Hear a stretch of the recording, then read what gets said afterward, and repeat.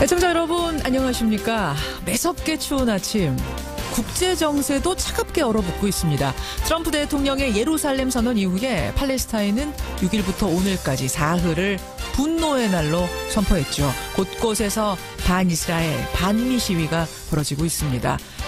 그곳 시각으로 금요일, 그러니까 우리 시각으로는 내일이 매주 열리는 무슬림들의 합동 예배날입니다. 그래서 긴장감이 더욱더 높아지고 있는 지금. 잠시 후 2부에서요. 팔레스타인 현지의 교민 연결해서 생생한 그곳의 소식들 들어보도록 하지요. 금요일 아침 김현정의 뉴스쇼 출발합니다.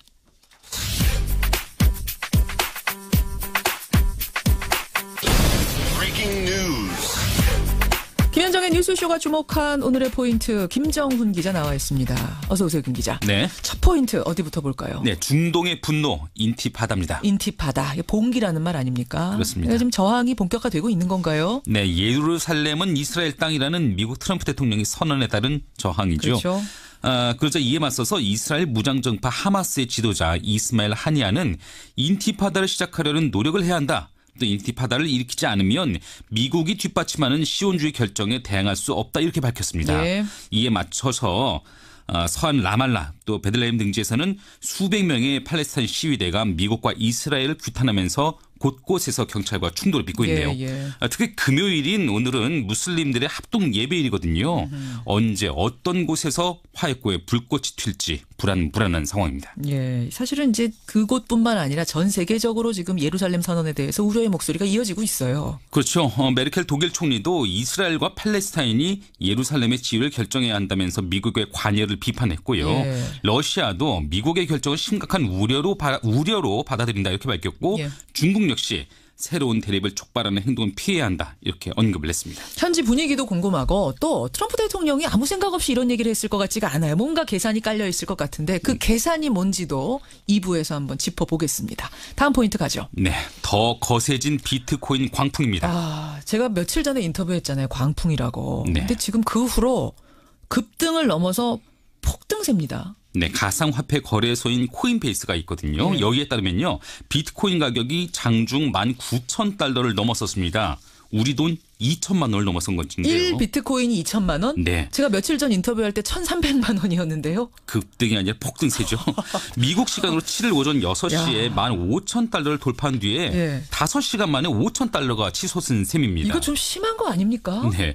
그 배경이 아마 시카고 상품거래소 또 옵션거래소가 비트코인 거래를 곧 시작한다는데 이게 아마 가격 폭등세를 부채질한 것으로 보이고요. 예, 예. 그러니까 이렇게 폭등세니까 우려의 목소리도 커지고 있거든요. 당연하죠. 네, 가상화폐 헤지펀드 BK 캐피털 창업자가 있습니다. 브라이언 켈리라고 하는데 예. 이분이 현재 상황은 1990년대 닷컴 버블과 비슷하다 이렇게 경고하고 나섰네요. 그래요. 참 뭐 걱정스럽습니다. 좀 우려가 됩니다. 마지막 포인트 짧게 보죠. 네, 오늘 김명수 대법원장 그리고 전국 법원장들이 한 자리에 모입니다. 김명수 대법원장 취임 후 두 달 반 만에 처음 열리는 전국 법원장 회의인데요. 아무래도 사법부 블랙리스트 추가 조사 문제가 논의될 것 같습니다. 예. 그동안 법원 행정처 컴퓨터 속의 파일들을 작성자 동의 없이 열 수 있나 없나 이 논란만 벌어졌거든요. 그렇죠. 오늘 결론이 내려진다면 뒤늦게 진실 규명 작업에 속도가 붙을 수 있습니다. 여기까지 오늘의 포인트. 김정훈 기자 수고하셨습니다. 네. MBC 대표이사 사장의 최승호 씨를 선정하기로 결의합니다. 국민들께 실망 끼쳐드리지 않고 국민들께 희망을 주고 꿈을 드릴 수 있는 그런 MBC가 되도록 최선을 다해서 노력하겠습니다. 예, 해직 PD가 MBC의 새 사장으로 돌아갑니다. PD 수첩의 간판 앵커에서 MBC 해직 기자로, 그 뒤에는 독립언론 뉴스타파의 PD로, 또 최근에는 다큐멘터리 자백과 공범자들의 감독으로 참 많은 대중들의 지지를 받아온 탐사 저널리스트죠. 최승호 PD가 어제 방송문화진흥회 임시총회, 주주총회를 거쳐서 신임 MBC 사장으로 공식 선임이 됐습니다. 오늘이요. 해직 1997일 만에 첫 출근이랍니다. 그런데 사장이 돼서 복직을 하는 셈이네요. 자, 출근길 인터뷰 최승호 MBC 신임 사장 연결해 보겠습니다. 최승호 사장님 안녕하세요. 네, 안녕하십니까. 네네. 네. 사장이란 호칭 괜찮으세요? 어색합니다. 축하드립니다. 네, 감사합니다. 어제 밤 잠은 좀 주무셨는지 모르겠어요. 예, 잠은 잤습니다. 네네. 그러죠. 네. 누가 제일 좋아하세요? 뭐, 굉장히 많은 분들이, 예. 연락 주시고, 환영한다는 말씀 주셔가지고, 제가 다 답변하지 못할 정도로 많이 왔고요. 그렇지만 이제, 역시, 제 어머니가 너무 좋아하셔서, 어머니가. 그 점이 좀, 예, 가장 마음은 제일 좋더군요, 역시. 예. 좋아하시니까. 뭐라고 하시면서 좋아하세요, 어머님이? 아들이 해고가 돼서 늘 걱정을 하셨죠. 예. 그래. 그리고 아버님도 그 사이에 돌아가셨고, 예. 제가 이렇게 사장의 공모에 응한다는 그런 이야기를 들으셨을 때도, 예. 뭐 그렇게 심각하게 받아들이시지 않은 것 같아요. 설마 될까? 뭐 이런. 아니, 아무래도, 예, 그런 면이 있죠. 그랬다가 얼마나 좋으시겠어요, 얼마나. 네네. 오늘 사장이 돼서 출근하시는 소감이 어떠세요? 예, 뭐, 이런 일들이 어떻게 보면 정말 굉장히 극적인데, 그동안 우리가 겪어왔던 질곡이 얼마나 대단히 깊었던 것인가 하는 걸 느끼게 해주는 그런 거죠. 그래서, 저희가 하여튼 최선을 다해서, 다시 한번 국민께 보답하는 그런 MBC 문화방송을 만들겠습니다. 네. 지금 그러니까 설렘도 설렘이지만 걱정이 더 많이 되세요? 아침에 소감이? 설렘보다는 사실, 책임이 무겁죠. 예. 그러니까 1997일이면은요, 내일 모레 글피면 2000일이잖아요, 최 사장님. 네네. 2000일 만에 복직을 하는데 내가 MBC의 사장이 돼서 돌아가리라고 혹시 상상이라도 해보신 적 있으세요? 뭐 그런 적이 없습니다. 저는 사장을 하겠다는 생각을 하면서 살지 않았어요. 그래서 저는 그냥 프로그램을 하면서 하는 게 늘 즐거웠고 그게 제 천직이라고 생각했는데 상황이 그렇게 됐네요. 실제로 고민도 많이 하셨다고 제가 들었어요. 근데 네네네. 결정적으로 결심한 이유, 계기는 뭐였습니까? 이제 MBC 구성원들, 제 후배들이 원한다라는 느낌을 강하게 받았고요. 해고가 돼서 나와서 계속 이제 방송 회복을 위해서 노력하는 과정에서 약간 좀 상징 비슷한 그런 것들을 이렇게 갖게 된 의미가 있기 때문에 그렇게 해서 국민들의 어떤 지지와 응원을 이렇게 모아낼 수 있는 그런 부분들이 있지 않나. 그래서 제가 할 역할이 있다고 그렇게 생각을 하게 됐습니다. 그렇군요. 네. 자, 이 말씀은 죄송스러운 말씀인데 시중에서는요. MBC 참 많이 망가졌다. 네. 과거 명성황과는 지금 거리가 멀다 이런 얘기들 많이 해요. 네네. 그 MBC의 최우선 과제는 뭐라고 생각하십니까? 가장 중요한 건 제가 생각할 때는 다른 것보다 일단 국민의 신뢰를 다시 얻는 것. 신뢰 회복. 그게 가장 중요한 일이라고 생각합니다. 뉴스 바로 세우고 시사 프로그램 바로 세우고. 그래서 정말 MBC가 이제 과거와 같은 그런 모습이 아니고 정말 국민께 믿음을 줄 수 있는 방송으로 빨리 거듭나는 것. 비교적 빠른 시간 내에 해낼 수 있을 거다라고 생각합니다. 인적 쇄신 작업도 이게 중요한 작업 아닙니까? 그 부분은 어떻게 생각하고 계세요? 근데 일단은 뭐 인사는 하면 되는 거고요. 이제 여러 가지 많은 이제 권한 남용이라든지 배 사건이라든지 이런 부분들에 책임이 있는 분들에 대해서는 MBC 재건위원회 뭐 이런 가칭인데요. 노사 공동의 어떤 위원회를 통해서 거기서 그 문제를 좀 다루고 조사도 하고 해서 응분의 이제 책임을 묻도록 해야 되겠죠. MBC 재건위원회 같은 곳을 만들어서 그 기구를 통해서 쇄신 작업을 해나가겠다. 인적 쇄신. 근데 제가 이제 이 질문을 왜 드렸냐면 최승호 사장님 선임 소식이 전해지자마자 네티즌들이 가장 많이 던진 질문이 뭐였냐면 MBC 뉴스의 앵커를 맡고 있는 배현진 아나운서 거취였어요. 왜냐하면 이분이 이제 과거 MBC의 상징, 갈등의 상징처럼 대중들한테 인식이 되기 때문에 아마도 이 질문이 많이 나왔던 것 같습니다. MBC의 배현진 아나운서 또 신동호 국장 이런 분들의 거취는 어떻게 생각하세요? 제가 생각할 때는 우선 신동호 아나운서 같은 경우는 과거 아나운서국에서 무려 11명의 MBC 얼굴이었던 아나운서들이 떠나가도록 만들고 열 몇 명의 아나운서들이 자기 일을 못하고 부당 전보되도록 하는데 상당한 책임이 있는 것으로 지금까지 드러났습니다. 그래서 뭐 그분은 저희가 생각할 때는 회사가 합당한 절차를 거쳐서 그 부분에 대해서 충분히 조사하고 책임을 물을 수밖에 없는 상황이라고 생각합니다. 예. 배현진 앵커는 지금 이제 앵커를 맡고 있는데 그 부분은 이제 보도본부에서 예. 새로운 앵커 체제를 아마 마련하리라고 봅니다. 새로운 앵커 체제란 말은 그러니까 앵커 교체를 하신다 이 말씀이시군요. 예, 보도본부에서 아마 계획해서 하리라고 생각합니다. 네. 사실은 그동안 내부 갈등이 심각했어요. 그래서 MBC 분들 만나면은 이런 넋두리 하시더라고요. 프로그램 질 올리고 시청률 올리는 거는 차라리 쉬울지도 모른다. 빨리 될지도 모르는데 조직 내 갈등을 풀고 몇 갈래로 갈라져 있는 조직을 하나로 융합시키는 일은 정말 쉬운 일이 아닐 것 같다는 얘기를 내부에서 하세요. 네, 네. 어떤 사람은 잘리고 어떤 사람은 유배 갔는데 그렇게 보낸 사람들이 여전히 존재하고 있고 한 공간 안에 있는데 서로 인사도 안 하는 정도의 갈등이다라는 얘기를 하시더라고요. 이 문제는 어떻게 하실 겁니까? 제가 이제 조직의 대표로서 진정성을 가지고 예. 한 분 한 분의 마음에 다가가서 풀어야 될 문제라고 생각합니다. 그 조직에 이제 앞으로 인사가 나면은 뭐 간부들이 예. 그분들이 이제 그런 노력들을 저하고 같이 하면서 예. 잘못을 한 사람들의 책임을 묻고 예. 사과하고 그런 과정이 필요하리라고 보고요. 예. 예.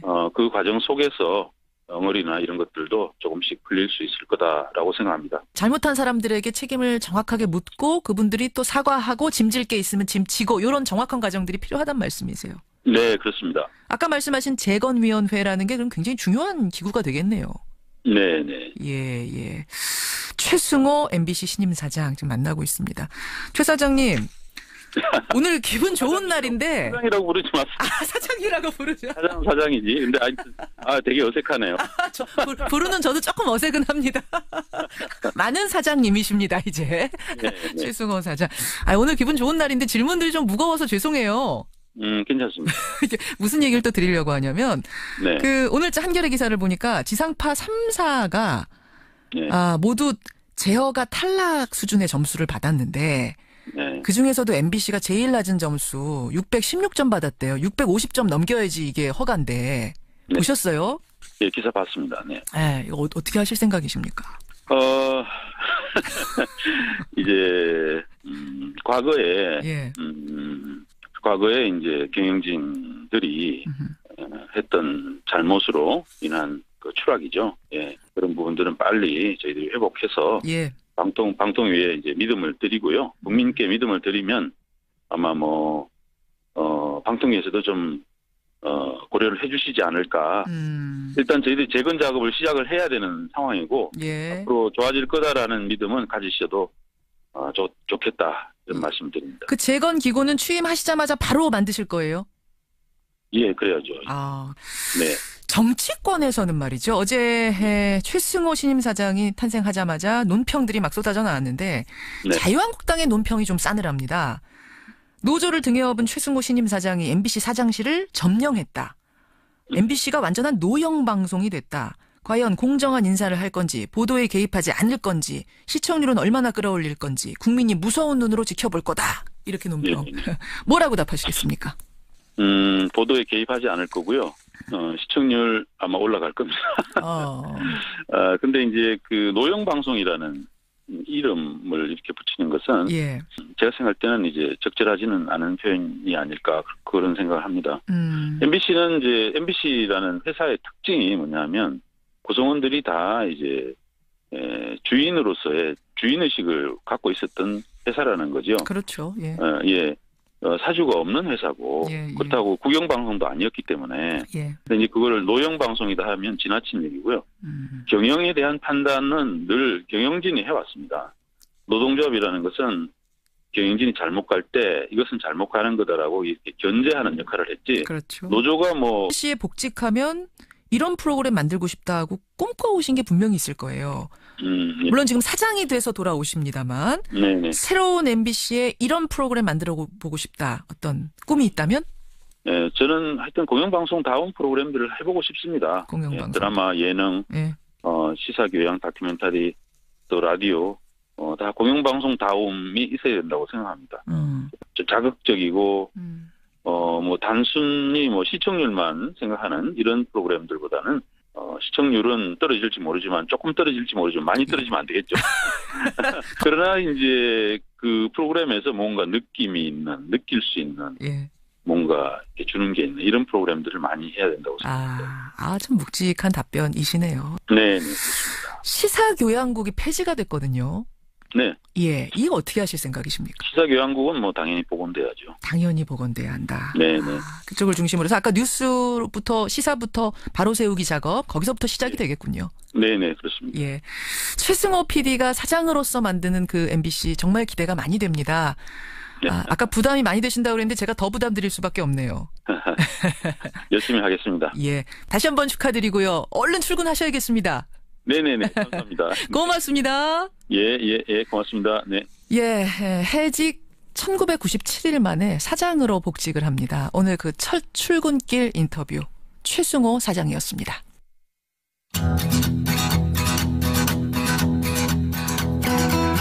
김현정의 뉴스쇼는 청취자 여러분의 참여로 이루어집니다. 트위터, 페이스북, 레인보우 게시판, 그리고 단문 50원, 장문 100원의 유료 문자 샵 1212, 우물정 1212 통해 참여하실 수 있습니다.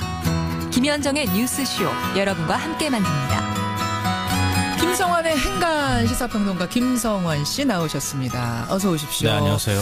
MBC 사장님이 CBS에 첫 출연하셨어요.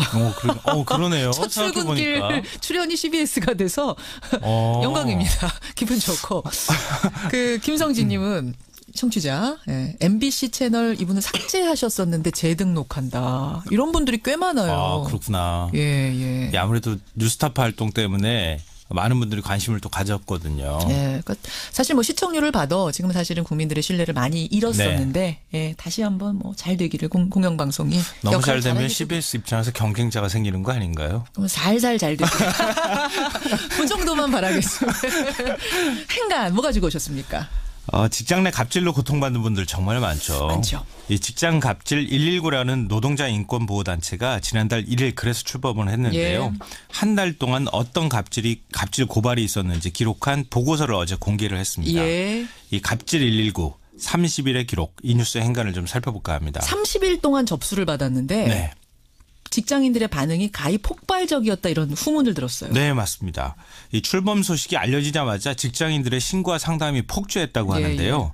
뭐 이메일, 오픈 카톡, 페이스북, 뭐 하루 평균 68건, 총 2,021건의 신고와 상담이 쏟아졌습니다. 이 오픈 카톡방에는 하루 평균 188명이 방문했고 상담자와 활동가 사이에 무려 4만 회의 대화가 오갔다고 합니다. 와. 내용이 궁금하실 것 같은데요. 예. 임금 미지급이 20%로 가장 많았습니다. 임금 미지급. 일 시키고 돈 안 주는 게 제일 큰 갑질이죠. 그러네요. 직장 내 괴롭힘이 19%, 장시간 노동과 야근 강요, 예. 휴가 휴식 미보장, 과도한 징계 해고, 부당 인사, 성폭력도 한 2% 정도가량 차지를 했습니다. 직장 갑질 119 그 30일간의 기록을 오늘 한번 살펴보는 겁니다. 첫 번째 행간은 뭔가요? 첫 번째 행간은 현대판 산호비가 따로 없다입니다. 노비요? 산호비요? 네. 이 갑질의 대표적인 사례가요. 김장 갑질입니다. 김장? 네. 김치 담그는 김장이요? 네. 그러니까 직장 내에서 사장 가족, 회장 가족과 친척의 김장을 담그도록 시키는 일이 비일비재한데요. 세상에. 한 골프장 같은 경우에는 김장철만 되면 회장이 캐디를 골라서 김장을 시킨다고 합니다. 김장 잘할 것 같은 캐디를 골라서 자기 집 김장을. 네. 그리고 군대도 아니고 한겨울에 눈 내리면 골프장 문 닫고 휴장하고 캐디를 불러서 제설 작업을 시킨다고 합니다. 그래요. 그리고 두 번째 갑질은 결혼식 갑질이 또 그렇게 많다고 합니다. 어떻게 해요? 사장이 직원들한테 자식 결혼식에 오라. 이렇게 해서 그냥 오라고 초청하는 게 아니라 주차 안내시키고 화환 관리시키고 부죽은 밟도록 하고 온갖 잡일을 다 시킨다는 건데요. 이 결혼식이 끝난 뒤에 결혼식까지는 괜찮다고 치더라도 비용을 정산하는 일까지 시키고요. 그걸 엑셀로 출력해서 신혼집 내 딸이나 아들한테 갖다 줘라. 이런 것까지 시킨다고 합니다. 이게 지금 실제로 들어온 사례들 얘기해 주시는 거죠? 실사례. 제가 이걸 어떻게 꾸미겠어요. 이런 회장도 있습니다. 이 일종의 이제 세 번째는 동물 갑질인데요. 명절에 회장 가족들이 여행을 떠나면 빈 별장에 남겨진 개와 닭 사료를 챙겨주라고 시키는 일도 있고요. 개인 별장 관리, 개인 봉사활동, 운전기사 일까지 시킨다고 합니다. 심지어는요. 신입사원한테 아마 이 얘기 들으시면 깜짝 놀랄 텐데 사장과 식사하면서 사장님 턱받이를 좀 해주라고 시키는 말도 안 되는 일도 있다고 합니다. 무슨 잠깐만요. 턱받이 해드리라고. 식사하는 사장한테 턱받이 해드리라고? 네, 음식물 이렇게 사장님 어디 그 손이 좀 불편하신 사장님이신가요? 글쎄요. 아니, 무슨 말이 턱받이를 그리고 왜 하세요? 떠먹는데? 아, 그 사장님이 깔끔한 거 좋아하시는 모양이에요. 이렇게 갖다 묶어드리라고 하나? 아이고, 네. 별일이 다 있습니다. 이런 기록들. 산호비가 따로 없더라. 두 번째 행간은요? 두 번째 행간은 갑질과의 싸움은 또 다른 누군가에게 용기를 준다입니다. 무슨 말씀이세요? 이 한림성심병원 장기자랑 때문에 굉장히 시끄러웠잖아요. 뭐 연말 송년회 때 간호사들한테 뭐 선정적인 춤을 강요했다 뭐 이렇게 해서 시끄러웠는데 이렇게 한 곳이 용기 있게 나서 싸우니까 아, 우리도 이렇게 하면 되는구나. 이렇게 힘을 받는 사람들이 굉장히 많았다는 거예요. 그러니까 첫 시작이 사실은 그 한림대 성심병원의 간호사들이었잖아요. 네. 거기서부터 제보가 시작이 된 거거든요. 그러니까 직장 갑질 119에 우리 병원도 그래요라고 하는 고발 제보가 굉장히 많이 들어왔다고 하는데요. 이상하게 병원들이 그렇게 연말에 장기자랑을 많이 하는 것 같아요. 근데 병원뿐만이 아니에요. 장기자랑을 회사에서 참 많이 하는데 유독 선정적인 장기자랑이 있는 회사들을 얘기를 저도 듣긴 했거든요. 간호사들이 아마 여성이 많으니까 더 그런 것 같은데 간호사들한테 걸그룹 노래 부르라고 강요하고 근데 연습해야 되니까 업무의 시간을 쓸 수밖에 없잖아요. 그렇다고 뭐 수당 주는 것도 아니고요. 그렇죠. 여성 간호사들만 그러느냐? 아니고요. 한 병원은 남자 직원들한테 여장을 해서 걸그룹 흉내내라고 강요하는 일도 있었다고 합니다. 그러니까 이렇게 고발이 들어가면 정부가 근로감독 들어가고 이렇게 하면 병원들이 눈치 볼 수밖에 없잖아요. 그러니까 다른 사람한테 용기 줄 수 있다는 생각으로 적극적으로 우리가 행동에 나서야 한다 이런 얘기입니다. 그래요. 직장 갑질 마지막 행간은 뭡니까? 마지막 세 번째 행간은 맥없이 당하지 않을 방법이 있다입니다. 방법이 있다? 갑질에 대처할 방법? 증거를 남기면 됩니다. 그러니까 SNS하고 문자를 통해서 항의하거나 이런 내용들을 기록으로 남기는 게 중요하고요. 더 확실한 증거 남기려면 녹음이나 녹취하면 됩니다. 제3자 것만 녹음하지 않으면은 당사자 녹음은 상관이 없거든요. 다 그거는 법적으로 효력이 있죠. 당사자가 녹음은. 그리고 직장 내에 CCTV 많이 설치되어 있으니까 그런 공간을 활용해서 대화를 나누시면 좋고요. 그래요. 무엇보다 중요한 것은 절대 그만두라고 할 때 사직서 쓰시면 안 됩니다. 저항권이 사라집니다. 아, 사직서 내는 순간? 네. 남아서 버티면서 싸워야 된다. 버티면서 싸우셔야 합니다. 그래요. 일단 회사를 그만두면 싸우기가 굉장히 힘들어집니다. 갑질 119에서 30일밖에 활동을 안 했는데 이렇게 많은 사례들이 쏟아졌어요. 또 어딘가에서 미투 저도요 하면서 일어날지 모를 일입니다. 김성환 씨 수고하셨습니다. 네, 고맙습니다. It is time to officially recognize Jerusalem as the capital of Israel. 예루살렘을 이스라엘의 수도로 공식 인정한다. 트럼프 대통령의 목소리였습니다. 미국 시각으로 6일 백악관에서 이렇게 선언을 한 겁니다. 이른바 예루살렘 선언이죠. 이 선언이 나온 뒤에 중동 지역에는 그야말로 폭풍이 휘몰아치고 있습니다. 이스라엘 입장에서는 예루살렘이 행정수도가 맞죠. 하지만 팔레스타인 입장에서는 예루살렘은 빼앗긴 땅입니다. 그러다 보니까 지금도 팔레스타인이 우리 땅 돌려달라 하면서 이스라엘과 끝없는 분쟁을 치르고 있는 중이라는 거 온 세계가 잘 아는 사실인데 이 애매한 땅을 예루살렘을 국제사회 누구도 공식적으로 이스라엘 것이다라고 말하지 못해온 것을 트럼프 대통령이 공식 인정해버린 거죠. 이미 화약고인 중동을 트럼프가 굳이 또 건드린 이유가 뭘까요? 미국 대통령인데 아무런 정치적인 계산 없이 이런 말을 하진 않았을 겁니다. 짚어보죠. 먼저 예루살렘 바로 인접 지역입니다. 베들레헴에 거주 중인 교민 한 분을 연결해 보겠습니다. 강태윤 씨 연결이 돼 있습니다. 강 선생님 안녕하세요. 안녕하세요. 베들레헴이면은 그러면은 이슬람인들이 거주하는 그 팔레스타인 자치령 안에 사시는 거예요? 분리장벽을 사이로 두고 한쪽은 베들레헴이고 한쪽은 예루살렘입니다. 그렇죠. 누구보다 생생하게 지금 분위기를 알고 계시는 분인데 트럼프 대통령의 예루살렘 선언 이후에 지금 분위기는 어떻습니까? 굉장히 안 좋은 상태죠. 팔레스타인 입장에서는 큰 재앙이라는 것이죠. 재앙. 쉽게 말씀드리면 앞으로 동예루살렘을 수도로 독립국가를 해야 되는데 트럼프 대통령이 발표 이후에 반대 시위가 좀 일어났고 제가 살고 있는 베들레헴도 어제 저녁에 시위를 했었어요. 그래요. 지금 팔레스타인 무장단체 하마스는 이 지역에 지옥문을 여는 결정이다 이런 얘기를 했고 그 하마스나 이런 좀 무장단체 중심으로 한 분위기는 어떻게 감지가 되십니까? 가자 지구의 중심 세력은 강경 하마스예요. 강경한 쪽. 원리주의자들이죠. 제3차 인티파다가 일어날 가능성이 있고 또 투쟁을 지금 종료를 하는 입장이에요. 반면에 이 서안지구를 컨트롤하고 있는 파타 정부의 아바스 수반은 투쟁보다는 정치적이나 외교적으로 이 문제를 해결하려고는 하고 있어요.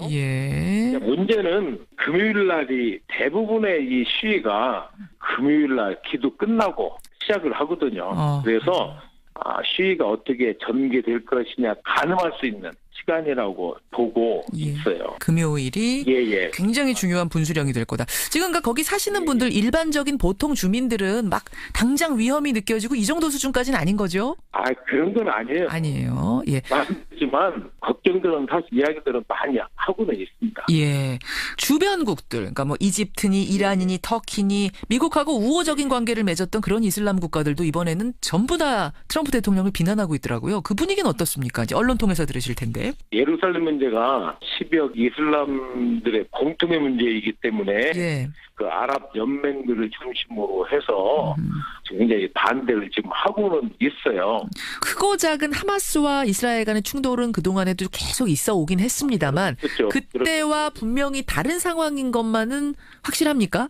맞습니다. 오래전부터 미국 대사관을 텔아비브에서 예루살렘으로 옮긴다고 이야기는 했었어요. 하지만 그 결정을 해놓고도 실행을 못했던 것인데 어떤 팔레스타인 친구들 이야기는 트럼프 대통령은 아랍말로 마준이라고 하면 좀 이렇게 크레이지한 것이거든요. 크레이지한 사람이다. 그래서 그 장사하는 사람의 사고로 이런 문제들을 해결을 하려고 하기 때문에 좀 무기수가 있는 거 아니냐. 그런 비판들. 이야기들을 해요. 알겠습니다. 팔레스타인 쪽의 분위기 아직까지는 주민들이 불안하거나 이럴 정도는 아니다. 하지만 종전과 다른 커다란 문제가 던져진 것만은 분명하다는 말씀. 안전 조심하시고요. 오늘 고맙습니다. 감사합니다. 팔레스타인 지역의 베들레헴에 살고 계신 교민이세요. 강태윤 씨를 먼저 연결해봤습니다. 트럼프 미국 대통령입니다. 대통령. 단순히 이런 행동을 섣불리 했을 리는 없습니다. 분명히 어떤 행간이 깔려 있을 겁니다. 읽어보죠. 한국외국어대학교 중동아프리카학과 서정민 교수 연결이 돼 있습니다. 서 교수님 안녕하세요. 안녕하세요. 국제법상으로는 어떻게 되는 거예요? 법상으로는? 국제법상으로는 전쟁으로 획득한 영토를 인정하지 않게 돼 있습니다. 국제사회가 이제 주권국가 체제를 출범한 이후에 이 체제를 유지하기 위해서 전쟁이나 폭력으로 획득한 영토에 대해서는 인정하지 않도록 지금 규정하고 있기 때문에 이스라엘의 경우 예루살렘의 동쪽은 1967년 점령으로 획득한 지역입니다. 따라서 이 지역을 자국의 수도로 결정하는 것에 대해서는 국제법상 분명히 불법이라고 볼 수 있습니다. 그럼 미국이 때문에 이제 유엔 안보리도 1977년에 이스라엘이 예루살렘을 수도로 선언을 했을 때 1980년 유엔 안보리가 개최가 돼서 이스라엘의 예루살렘 수도 선언을 인정할 수 없다라고 분명히 밝혔습니다. 인정할 수 없다. 하지만 실제적으로 지금 또 이스라엘이 다스리고 있고 그러다 보니까 결국 국제적으로는 어느 누구의 땅도 아닌 그런 애매한 땅이 된 거예요. 근데 뭐 엄밀히 말씀드리면 어느 누구의 땅이 아니고 그 동쪽 지역은 팔레스타인의 땅이죠. 이거를 이제 이스라엘이 불법 점령한 곳이고요. 그리고 유엔 안보리 결의안이 앞서 말씀드린 예루살렘의 수도 이 주장 이것도 인정하지 않았습니다만은 1967년, 1973년 그리고 여러 차례 유엔 안보리 결의안입니다. 유엔 총회 결의안이 아니고요. 구속력을 가진 유엔 안보리 결의안으로 이스라엘에게 점령지에서 철수하라는 그 결의안이 나와 있습니다. 그런 상태군요. 그러니까 이것을 이행하는 게 문제지. 이제 이게 뭐 국제법상 이스라엘이 가질 수 있는 영토는 절대로 아닌 거죠. 그런데 미국의 대통령이 이스라엘의 수도다 예루살렘은 이렇게 인정을 한다는 거. 이건 어떤 의미를 갖는 걸까요? 이 때문에 이제 국제사회가 뭐 경악을 할 수밖에 없는 거고요. 물론 아랍권뿐만 아니라 뭐 전 세계 모든 나라, 모든 기구가 거의 뭐 이구동성으로 이제 트럼프 대통령을 비판하고 있고 또 미국 내에서도 굉장히 반대 여론이 큰데, 근데 이러면에도 불구하고 이제 트럼프 대통령이 뭐 선언을 한 것은 뭐 두 가지 정도로 크게 나눠볼 수 있는데요. 첫 번째는 국내 정치용이죠. 미국 국내 정치용. 그렇죠. 예, 트럼프 대통령이 러시아 스캔들로 검찰 수사에 이제 상당히 좀 압박을 받고 있고, 이건 국면 전환용으로 이제 외부에 큰 사건을 터뜨린 것으로 볼 수 있고요. 또한 이제 자신의 어떤 정치적 입지를 강화하기 위해서 자신의 지지층인 유대인들 그리고 이 복음주의 보수파 기독교인들을 끌어안는 뭐 이런 이제 목적을 담고 있다라고 볼 수 있고요. 이제 또 하나 이제 중요한 문제는 저는 개인적으로 트럼프 대통령의 어떤 개인적인 호감이 많이 작용한 결정이다라고 저는 보고 있는데요. 트럼프 대통령도 유대교인이죠. 아니에요? 대통령 자체는 유대인은 아닙니다. 유대교를 믿고 있지도 않습니까? 그것도 않습니다. 근데 본인은 이제 뭐 기독교인입니다만은 어쨌든 그 직업이 이제 부동산 재벌 아닙니까? 부동산 재벌은 이제 금융이 굉장히 중요하고요. 그런데 뭐 아시다시피 이제 미국의 금융은 상당히 유대 자본이 움직이고 있고 이 때문에 이제 큰 사위도 제러드 쿠슈너도 유대인으로 받아들였고요. 그렇죠. 그리고 이 트럼프의 중동 관련 이 정책을 움직이는 3명의 인물이 있습니다. 그 사람이 바로 이제 제러드 쿠셔너 백악관 선임 고문 사위이고요. 그다음에 중동 문제 특사격인 제이슨 그린블릿 백악관 이 국제협상 특별 대표가 있고요. 마지막으로 이제 주 이스라엘 대사 데이비드 프리드만입니다. 이 세 사람 모두가 유대인이고요. 특히 그 제러드 쿠슈너 맞사위는 올해 6월부터 중동과 이스라엘을 상당히 자주 오갑니다. 그래서 이번에 그 트럼프 대통령의 결정이 뭐 하루아침에 급작스럽게 나온 결정은 절대 아니고요. 상당히 오랜 기간 준비해서 나온 거고요. 또 하나 이제 문제는 그 상황이 가장 뭐 좋은 여건이 마련됐다라고 판단한 거거든요. 지금은 중동의 이제 정치 형국을 보시면 2011년 아랍의 봄이 일어난 이후 네 나라 정권이 무너지고 이 무너진 나라마다 정치적 혼란이 발생하고 있고 예멘이 여러 곳에서 발생하고 있고 사우디는 지금 자국의 왕위 계승 때문에 왕제를 체포하는 이런 상황이 있고요. 이란도 핵 문제 때문에 지금 국제사회에 미국의 핵 협상 불인증으로 코너에 몰려 있고요. 그다음에 터키의 경우도 이 에르도안 대통령이 지금 권위주의 체제로 회귀하면서 국제사회에 비난을 사고 있고, 그러니까 이번에 미국이 이 같은 이스라엘의 수도 예루살렘 인정을 하더라도 대사관 이전을 하더라도 뭐 민심의 반발은 있고 또 이 뭐 중동 국가들의 어떤 뭐 이 립 서비스 차원의 뭐 반대 성명은 나오겠지만. 중동 국가들이 어떤 행동으로 외교적 조치로서 보여줄 수 있는 상황은 아니다라고 판단을 한 거죠. 각국이 각각의 국내 이슈들 풀어야 될 숙제들이 너무 크기 때문에 시끄럽기 때문에 바깥에까지 지금 신경 쓸 여력이 없다. 다 뭉칠 힘이 없다 이 말씀이시군요. 네, 그렇습니다. 그 타이밍을 정확하게 트럼프가 보고 지금 예루살렘 선언한 것이다. 네. 그래요. 그 복합적인 것들은 그 원인은 상당히 복합적이다. 본인 개인의 신념부터 시작해서 국내 이목 돌리기용, 뭐 여러 가지 유대인들의 지지용 여러 가지가 다 복합적으로 섞여 있단 말씀이세요. 자, 어쨌든 트럼프의 결정은 알겠습니다. 결정 내려졌습니다. 그러면 이제 중동 지역, 아랍권 국가들은 어떻게 대응할 것이냐인데 지금 방금 전에 말씀은 하셨어요. 지금 힘이 좀 없다 뭉치기에는. 그럼에도 불구하고 무장단체 하마스 같은 곳에서는 가만히 있지 않겠다. 지옥의 문 열렸다. 이렇게 선전포고하고 있거든요. 네, 그렇습니다. 어떻게 내다보십니까? 두 가지로 나눠서 볼 필요가 있습니다. 이제 이 중동 정치의 가장 큰 특징 중에 하나가요. 대부분 정권이 국민의 표를 받고 선출된 정권이 아닙니다. 특히 이제 표를 받고 민주주의 절차에 따라서 하더라도 상당히 왜곡된 선거를 통해서 이제 당선된 정권들입니다. 그래서 국민의 뜻을 반하는 정치나 외교 정책을 펼치지 않는다라는 거죠. 그래서 중동 정치의 특징 중에 하나가 정부와 국민의 간의 괴리감이 굉장히 크다라는 거예요. 그러니까 국민들은 지금 굉장히 이번 미국의 결정에 대해서 반대하고 또 반정부 세력, 무장단체들은 뭐 상당히 이제 투쟁을 선언하고 있고 뭐 이라크에 지금 한 무장단체가 미군을 공격할 시점이 됐다라고 언급을 했고요.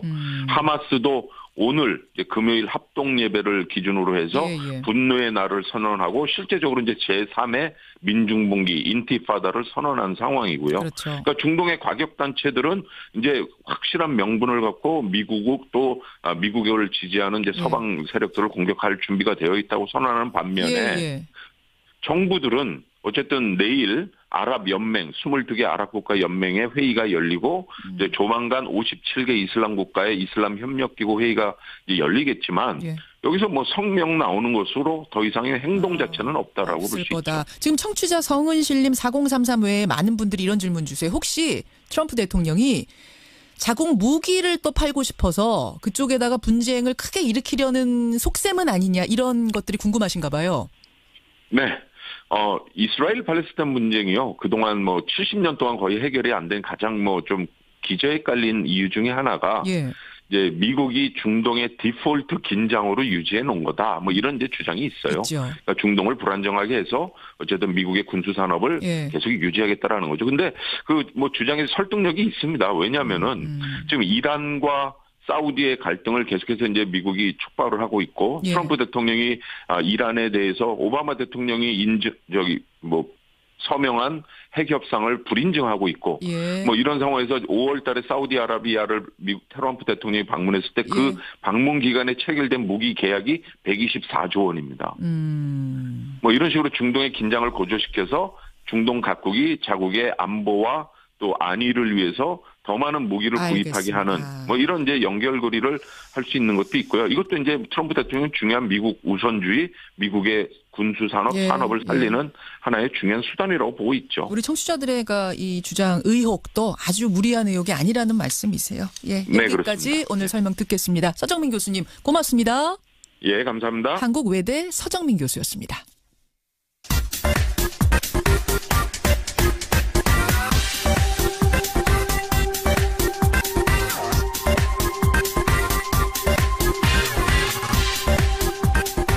나갔다 하면 화제가 되는 시간이죠. 뉴스를 쏟아내는 코너. 우리 정치의 한 달 앞을 내다봅니다. 오늘은 월간 정두원 편입니다. 뉴스쇼의 뉴스메이커 정두원 전 의원 어서 오십시오. 네, 안녕하세요. 요즘 송년회 모임 이런 거 많이 하시죠? 저는 많이 안 합니다. 많이 안 불러. 글쎄 불러주는 데가 별로 없네요. 또 이렇게 나오시니까 제가 그 다음 질문을 못 하겠네. 아니 정치인들 모이시면 안 불러주는 와중에도 어쨌든 한 번씩 가시면 무슨 얘기예요? 정치인들은 회식 자리에. 자기 신세 한탄하죠. 신세 한탄. 정치인들이 이제 잘하고 못하건 간에 직업 자체가 극한 직업이거든요. 아침 새벽부터 밤늦게까지 진짜 별의별 일들을 다 하는데 그러니까 이제 신세 한탄하면서 회식하죠. 정치 얘기도 막 해요. 정치판이 어떻게 굴러갈까 이런 얘기도 하고. 그런 얘기도 하겠지만은 그런 얘기는 가급적 회식할 때는 안 하죠. 정치 얘기는 되도록 피하고. 이제 보통 이제 우리 서민들 모이면 연예인 얘기도 하고 이러는데 정치인들은 그런 얘기는 안 하죠. 왜 안 하겠어요. 그래요. 극한 직업이라고 하셨는데 근데 이거는 동의하지 않을 분들도 꽤 계실 것 같아요. 근데 실제로 이렇게 한번 EBS의 극한 직업에 한번 나와봤으면 좋겠어요. 그럼 아마 이해가 갈 겁니다. 그래요. 하여튼 극하게 사셨던 정두원 전 의원과 함께 오늘 월간 정두원 정치판 한번 읽어보겠습니다. 이 당은 아마 요즘 회식할 분위기 아닐 것 같은데 자유한국당 여기부터 풀어보죠. 원내대표 경선 앞두고 당대표하고 후보들 간의 날선 공방 이어가고 있고 또 예산안 통과 과정에는 소위 물 먹었다. 이런 얘기들을 그 당 분들이 하시더라고요. 이 분위기 어떻게 보고 계세요? 당이 그냥 엉성하죠. 그리고 당 대표가 정부 여당의 효자 아닙니까? 이 당 대표는. 무슨 말씀이세요? 여당의 효자라뇨? 그러니까 이 당 대표와 또 이 당에 있는 과거 친박 세력 이런 지금 존재들이 정부 여당 입장에서는 진짜 효자입니다. 도와주고 있는 거예요. 얼마나 지원이 든든한 원군들입니까? 든든할 정도입니까? 그렇게 보세요. 홍준표 대표 지금 지원군 얘기가 나오셨으니까 그럽니다만 홍준표 대표의 그러지 않아도 그 막말을 놓고 내부에서도 말이 많더라고요. 그럼 막말을 쏟아내면서 당의 품격을 떨어뜨리는 게 진짜 여당 도와주는 꼴 아니냐. 이게 지금 원내대표 후보들의 공격 포인트예요. 사실이죠. 그런데 본인은 신났어요. 그러니까 이제 자기 자리가 과분한 거죠. 그렇게 보세요. 그러지. 홍 대표한테? 예, 과분한 자리에 앉아 있다 보니까 신이 난 거예요. 그 뭐 한마디 하면 바로 뭐 뉴스에 나오고 그러니까 얼마나 좋습니까? 아니 그러면 이게 그분의 원래 말 습관이 뭐 고름이니 암덩어리니 이런 것들 습관입니까? 의도를 해서 이런 말씀을 홍준표 대표가 하시는 걸까요? 뭐 자극적인 단어들. 습관이야 당연히 습관이고 의도를 했다면은 어리석은 거죠. 지금 자기 자리가 뭔지를 지금 모르고 있는 거죠. 근데 홍 대표는 이렇게 답하시더라고요. 아니 그럼 암덩어리를 암덩어리라고 그러지 암덩어리님이라고 하냐. 나는 그냥 서민적인 언어를 구사하는 것뿐이다. 예, 계속 그렇게 하라 그러세요. 문재인 대통령만 신났죠. 뭐. 하면 할수록 그런 언어를 쓰면 쓸수록. 네. 그래요. 그 홍준표 대표에 대해서 지금 굉장히 싸늘하게 말씀하셨는데 관훈클럽 토론에서는 이런 말도 했습니다. 원내일은 다음 원내대표가 뽑히면 내가 관여하겠다. 내가 관여하겠다. 그러니까 보통 원내대표의 일은 원내대표일이고 당대표 일은 대표일인데 이 원내대표일까지 내가 관여하겠다라고 한 것이 또 당 안에서 여러 가지 얘기들을 만들던데. 그러니까 이런 얘기가 되게 천박해요. 그러니까 이제 자기가 대표가 되면 원내대표랑 잘 협의를 해서 당을 잘 이끌어가겠다. 이렇게 얘기할 일이지. 네. 그 전에 원내대표가 내 말 잘 안 들었기 때문에 이제는 되면 내 말 잘 듣게 하겠다. 이게 이제 되게 천박한 겁니다. 그러니까 지도자로서 할 얘기가 아닌 거죠. 그냥 뭐 남성들끼리 서로 뭐 서열 다툼하는 그런 모습을 그런 모습을 국민들한테 보여주고 있는 거예요. 그러니까 참 어쩌다가 이 제1야당 대표가 되셨는지 모르지만은 몇 자리를 잘 써서 그랬는지 빨간 넥타이하고 빨간 속옷을 입고 다녀서 그런 건지 모르지만은 하여간 참 적절하지 않은 것 같아요. 두 분 친하진 않으세요 개인적으로? 이렇게 막 말씀하셔도 돼요? 천박하다 막 이런 얘기까지? 괜찮으세요? 뭐 그분하고 대고 친할 일이 뭐가 있겠어요. 알겠습니다. 홍준표 대표 혹시 지금 듣고 계시면 반론하실 거 있으면 연락 주세요. 저희 제작진들한테. 어쨌든 정두원 전 의원이 보시기에는 지금 맞는 자리는 아닌 것 같다.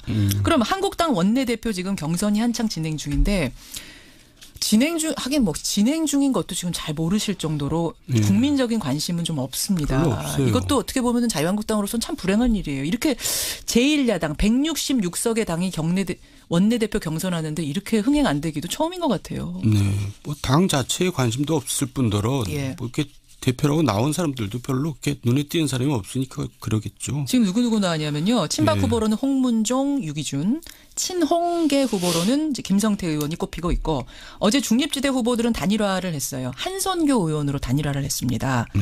홍문종, 유기준, 김성태, 한선교. 누가 제일 유력하다고 예측하세요? 저는 별로 다들 맞듣지 않기 때문에 예측 자체를 하기 싫어요. 해보세요. 그래도 좀. 자존심 상해요. 이런 분들한테 대해서 예측을 한다는 게 자존심이 좀 상해요. 그 정도입니까? 예. 그리고 또 웃기잖아요. 저 친박 우리 후보라고 그랬잖아요. 근데 본인들은 친박이 아니래요. 홍문종, 유기준 후보. 친박이 없어졌대요. 참 옛날에 그렇게 박근혜 대통령 호위무사 노릇하면서 온갖 추태를 다 보이다가 이제는 뭐 딴소리하고 그런 사람들이 대표라고 나오고 있고 또 한 사람은 뭐 자유한국당 뭐 당도 아니다라고 욕하고 나갔다가 또 분리하니까 다시 들어오고 뭐 한 사람은 이것도 저것도 아니고 뭐 언제 친박이었는 듯이 딴청 부리고 뭐 이런 분들이 대표 나온다는데 거기다가 예상까지 하고 있다는 건 정말 저한테는 정말 치욕입니다. 치욕적. 예측을 예측 안 하시겠습니까? 예, 안 하겠습니다. 와, 예측 아무나 보이콧. 뭐 누가 되든지 말든지. 오늘 너무 자유한국당에 대해서 지금 독설을 쏟아내시니까 제가 막 이거 생방송인데 괜찮을까 싶을 정도로 예측 보이콧. 요새 자유한국당이 많이 하는 게 보이콧인데 정두원 전 의원도 보이콧 한번 하셨어요. 알겠습니다. 그러면 자유한국당에 비하면 분위기가 훨씬 나아진 곳 국민의당으로 한번 가보죠. 이번 예산안 통과 과정에서 최대 수혜자다. 캐스팅보트 당의 이점을 극대화했다라는 평가 나왔습니다. 어떻게 보셨어요? 당이 수혜를 본 게 아니라 당에 있는 국회의원들이 개개인이 수혜를 본 거죠. 무슨 말씀이세요? 그러니까 뭐 서로 주고받기 하다가 이제 뭐 예산도 많이 따고 그런 거 아닙니까? 거기 이제 관련된 사람들. 그렇죠. 근데 이 당은 정의당보다도 지지율이 낮아요. 지금. 그러니까 당이 뭐 얻은 게 뭐가 있어요. 그러니까 뭐 개개인들 장사만 잘한 거죠, 이번 기회에. 아니 근데 지역구 각각이 잘 따갔으면 그 지역 구민들이 지지해서 결국 당 지지율 올라가고 뭐 이런 건 아니에요? 뭐 보십시오, 올라가나. 그대로죠. 그리고 지금 바른당과 통합하느냐 안 하느냐 지금 계속 지금도 그러고 있잖아요. 예.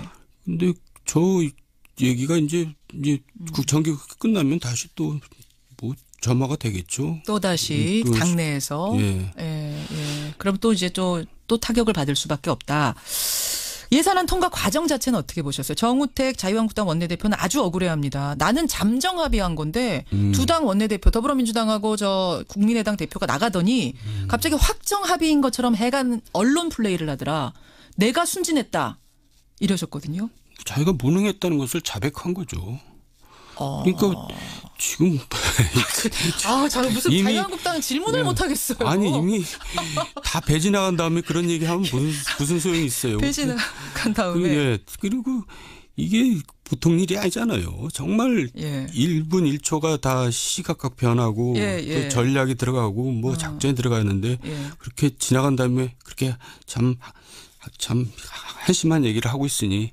잠정합의란 건 없는 겁니까? 있긴 있잖아요. 잠정합의란 것도 있을 수 있잖아요. 잠정합의를 하면은 이제 이렇게 했어야죠. 어떻게요? 이제 의총에 가서 내가 추인을 받고 오겠다. 그 다음에 발표를 하자. 그렇게 해야죠. 발표 나중에 하자. 네. 사인 나중에 하겠다. 근데 이분 사인까지 하고 사진까지 찍었다. 이건 잠정합의 아닌 거예요? 그러니까 사인을 자기가 했잖아요. 그러니까요. 그럼 상황 판단을 잘못한 걸까요? 아니면 이분도 확정 아니라는 생각은 사실 하고 있었는데 이렇게까지 의원들이 반발할 줄을 몰랐던 걸까요? 그러니까 자기 위치를 이제 제대로 모르고 있는 거죠. 지금 사실 자유한국당이 어차피 이제 국민당하고 이제 민주당하고는 이미 이제 서로 거래가 끝났거든요. 그러면 이제 표결이 되는 겁니다. 그럼 자유한국당 입장에서는 어쨌든 끝끝내 정책성을 보여주려면 끝끝내 반대를 했어야죠. 잠정합의고 뭐고 했었선 안 된다. 그러니까 중간에 뭐가 오고 가고 뭐 이런 거 와중에서 그냥 흐물흐물해진 겁니다. 전략 미스라고 보시는 거군요. 판단 미스. 그러니까 이제 그나마 있는 지지자들한테도 이제 실망을 시킨 거죠. 자, 그렇게 판단을 하세요. 알겠습니다. 개헌 얘기도 잠깐 이 와중에 나왔어요. 정세균 국회의장이 어제 동아일보하고 인터뷰를 했는데 내년 3월까지 국회가 개헌 합의를 못하면 내가 대통령한테 발의를 요청하겠다. 왜냐 개헌은 대통령이 발의할 수 있으니까. 어떻게 보세요? 이 개헌 문제는. 그러니까 이제 자유한국당에서 일단 안 하겠다고 나왔으니까 개헌은 이제 사실상 불가능한 겁니다. 정우택 원내대표가 개헌은 여야 합의 없이는 절대 불가능하다. 지금 이렇게 해봐라. 내가 해줄 리가 없다. 이런 뜻을 밝혔어요. 실제로 이제 3분의 2가 돼야 되니까요. 국회에서. 그렇죠. 그런데 어쨌든 정기국회 끝나면 대통령도 아마 드라이브를 한번 걸 겁니다. 그런데 자유한국당에서 이제 왜 자기네들도 공약으로 내걸어놓고 반대를 하냐면 이제 지방선거에 절대로 불리하거든요. 지방선거에서 지금 어쨌든 개헌안이 합의가 돼서 이제 지방선거 때 넘어가면 찬반 투표를 할 거 아니에요? 같이 하는 거죠. 그러면 이제 뭐 찬성이 아무래도 많겠죠. 그러면 이제 저 번호도 다 이제 1번 찍는 겁니다. 이제 그게 무슨 말씀이세요? 그러니까 이제 굉장히 투표를 많이 해요. 지방선거 때는. 지방선거는 그러니까 일단 지역 사람들 뽑아야 되고 국회의원 재보궐도 있고 또 당도 따로 뽑아야 되고. 따로 뽑아야 되고 뭐 하기 때문에 거기다 개헌까지 더해지면 이게 이제 일괄 투표를 하게 되죠. 그럼 그냥 헷갈리고 막 이런 분들은 그냥 쭉 1번 찍을 거다. 그리고 또 죄송한 얘기 좀 나이 많으신 분들은 옛날에 1번 찍던 습관대로 그냥 또 계속 1번 찍을 가능성도 많고. 잠깐만요. 그러니까 보수당을 지지하시던 이제 노년층에서 예전에 1번이었으니까 항상 또 이래저래 악재군요. 그러면은 자유한국당으로서. 그러니까 절대 반대하겠죠. 저는 이런 식의 해석은 처음 들어봤어요. 개헌을 반대하는 이유 중엔 이런 전략적인 이유도 있다. 실제로 그것 때문에 그래요. 실제예요? 그쪽 분들하고 얘기해 보신 거예요? 아니, 저는 뭐 다 알죠. 아무래도 지금 대통령 지지율이 굉장히 높잖아요. 그러니까 이제 높죠. 거기다가 개헌 투표까지 얹혀가지고 1번까지 얹혀가지고 그렇게 가면은 그런 애도 자유한국당 인기 없는데 절대로 불리하죠. 그래서 개헌에 절대 동의 못할 거다. 그러면 국회에서 뭐 통과 안 될 걸 알면서 일단 대통령이 발의는 하실 거라고 보세요? 드라이브는 한번 걸 겁니다. 걸긴 걸 거다. 하지만 정치 환경상 개헌은 그럼 종쳤다고 보시는 거예요? 그렇죠. 오늘도 또 종쳤다가 결국은 개헌에서 나오고 마는. 그럼 선거구제 개편 논의도 뭐 의미 없는 거고. 선거구제 개편도 개헌만큼 어려운 문제예요. 그러니까 이제 이게 언제 가능해지냐면 서로 간의 이익이 불분명할 때. 근데 누구가 이제 훨씬 더 이기고 누가 손해다라고 나오면은 또 합의가 안 되는 거거든요. 그리고 이제 정치개혁 원래 특위는 국회에서 지금 정부 수립 이후 표결로 처리한 적은 없어요. 그거는 정말 굳건한 관행입니다. 여야 합의로. 그렇기 때문에 선거구제 개편도 안 되는 거죠. 그래요. 요즘 저희 뉴스쇼 앞으로 제보도 많이 들어오고요. 청취자 질문도 다양하게 많이 들어오는데 이 월간 정두원 코너 앞으로도 뭐 질문들이 꽤 접수가 많이 됩니다. 그중에 하나 질문이 뭐였냐면 안희정 지사, 안희정 충남지사의 행보를 한번 정두원 의원이 예측해 주시면 어떻겠느냐라는 주문이 있었어요. 왜냐하면 요즘 안희정 지사의 행보가 눈에 띄는 것들이 있었습니다. 문재인 대통령 지지자들을 좀 이렇게 뭐랄까 자극한다고 할까 이런 발언들이 좀 있었어요. 문재인 정부를 평가해달라 이렇게 했더니 문 대통령 지지한다라고 하면서도 명쾌하게 답변하면 싸움 붙이게 된다. 할 얘기가 있으면 집에 가서 문 걸어 잠그고 제가 하겠습니다. 이런 발언들을 했거든요. 이제 작심한 듯이 하는 발언들인데 어떻게 안희정 지사 행보를 보세요? 안희정 지사가 뭐를 아는 거죠. 그러니까 그게 무슨? 차기 주자가 되려면 낙점을 받아갖고는 주자가 안 됩니다. 여태까지 우리나라 정치, 외국 정치도 마찬가지지만 현직에 낙점을 받아서 후계자가 된 적은 없어요. 그러니까 현직 대통령이 저 사람 찍어 해서 되는 적은 없다? 그 국민들이 그런 사람을 안 뽑아줍니다. 스스로 커가지고 지도자가 되는 거지. 그러니까 뭐 우리나라는 뭐 국무총리가 되면 저 사람 뭐 대권 주자라 그러는데 정말 제일 웃기는 얘기가 그거예요. 그래요. 국무총리는 대권 주자가 될 수가 없어요. 왜요? 황교안 누가 그거를 자기가 스스로 커야지 그냥 박근혜가 시켜준 사람을 누가. 그래서 이제 안희정 그걸 알기 때문에 그리고 문재인 대통령이 언제까지나 이렇게 좋은 시절 누리지 않거든요. 이제 내리막길을 걷습니다. 항상 70-80% 지지율을 유지할 수는 없을 것이다. 그게 아니라 이제 하다 보면 결국 내리막길을 걷는데 그러니까 이제 적당한 거리를 두고 필요할 때 대립각까지 세울 준비를 하고 있어야 되는 겁니다. 그럼 지금 시동을 거는 거예요? 그렇죠. 이제 지금 복선을 깔아놓고 있는 거죠. 그러니까 잘하고 있는 거죠. 그러니까 지금 당장은 예를 들어서 박근혜 대통령 때 박근혜 대통령 호위무사들이 대권 주자가 되겠어요? 이명박도 마찬가지입니다. 이명박 대통령이 찍으면 그 사람이 될 사람도 안 되는 거죠. 될 사람도 안 된다. 현직이 그러니까 찍으면. 국민들은 냉혹합니다. 그 부분은. 지도자는 자기 스스로 커야 됩니다. 그 계산을 한 거다. 그렇죠. 근데 지금 당장 이렇게 되니까 문재인 대통령 지지하는 그 많은 지지층들은 비난을 할 수밖에 없거든요. 아니 왜 문 걸어 잠그고 뭘 어쩌겠다는 거냐 이제 이런 얘기 나오는데 그러면은 지금 당장으로서 마이너스 아닙니까? 그러니까 큰 계산을 하고 있는 거죠. 뭘 아는 거죠. 멀리 내다보고 있는 거다. 문재인 지지자가 전부는 아니잖아요. 그렇게 그리고 또 그 지지자가 나중에 후보가 되면 또 찍습니다. 또 도와줄 것이다라는 믿음이 있을 것이다. 그렇군요. 어떻게 하다 보니까 조금 이르지만 차기 주자군 얘기가 나왔는데 지금 이제 안희정 지사는 중앙정치 쪽으로 뭐 방향을 잡은 것 같고 이재명 시장은 경기도지사 출마 쪽, 김부겸 장관은 난 장관직 계속하겠다 이쪽으로 지금 얘기를 하고 있는데 각각 방향 잘 잡았다고 보세요? 자기가 일단 뭐 김부겸이야 대통령이 시킨 거니까 할 수 없이 그렇게 가는 거고. 김부겸 장관이라고 좀 해주세요. 호칭 좀 붙여주세요. 아니 제가 친구라서 그래요. 김부겸 장관님. 이재명 지사는 아직도 자기가 이제 더 준비가 부족하다라고 판단을 이재명 시장. 더 해야 되겠다고 생각하는 또 거고. 이재명 시장은 왜 지사라고 부르세요? 응? 제가 지사라 그랬어요? 지사라 그랬어요. 아이 실수했네. 이재명 시장은 이제 한 단계 높은 쪽으로 잘 방향 잡은 거라고 보시고 그쪽도 그래요. 안희정 지사도 한 번 지사 더 하는 것보다 중앙 정치로 바로 무대 옮기는 게 낫다고 보세요? 근데 안희정 지사한테 충고하고 싶은데 지난번에 보니까 아직도 내공이 부족하더라고요. 그래요? 콘텐츠가 없어요. 너무 추상적인 얘기만 하고 있더라고요. 추상적인 얘기들만. 실력을 더 쌓아야 된다. 내공을. 거기까지. 알겠습니다. 청취자 반응이 뭐 아주 그냥 뜨겁게 들어오는데 강영식님. 김현정 앵커 오늘 땀나네요. 어떻게 하셨어요? 저 땀나는 거. 고맙습니다. 여러분의 질문 받겠습니다. 월간 시간에 정두원 전 의원한테 던질 질문들 보내주시고요. 오늘 여기까지. 연말 잘 보내시고요. 네. 야, 12월이니까 이제 언제 뵙는 겁니까? 내년에 다음 월구만. 네. 그러니까요. 최선을 다해서 다음 내년에도 예측해 주시기를 부탁드리면서 오늘 고맙습니다. 네, 수고하셨어요. 월간 정두원이었습니다.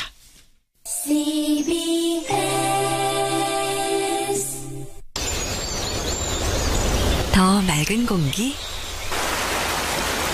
더 깨끗한 물, 더 선명한 하늘.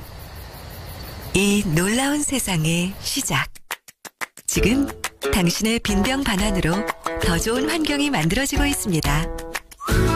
빈병의 수명이 늘어나면 자연의 수명도 늘어납니다. 다 쓰고 다시 쓰고 자원 순환으로 열어가는 지속가능한 미래. 이 캠페인은 환경부와 한국순환자원유통지원센터가 함께합니다.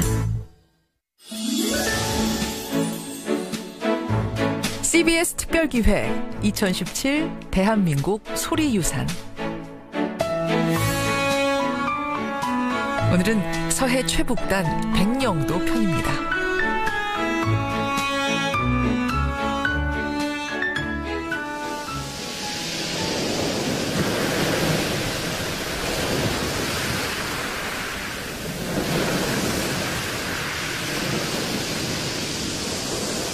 우리나라에 사람이 사는 섬은 총 473개. 그중 8번째로 큰 섬 백령도. 콩처럼 작은 돌들이 파도와 함께 구르는 이곳 콩돌 해변을 비롯해서 볼거리도 참 많은 곳입니다.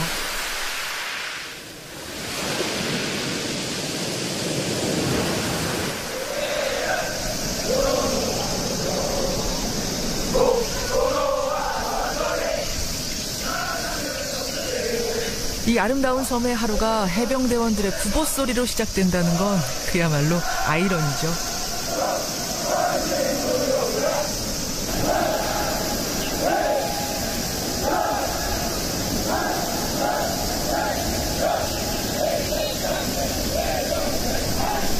북한 동포 여러분, 아무렇지 않게 평양 시민들을 자신들의 마음대로 다른 지역으로 추방하고 고요한 풍경 아래 늘 드리워져 있는 긴장감. 그리고 그곳에 터잡은 6천여 명의 주민들과 천연기념물 잔점박이 물범.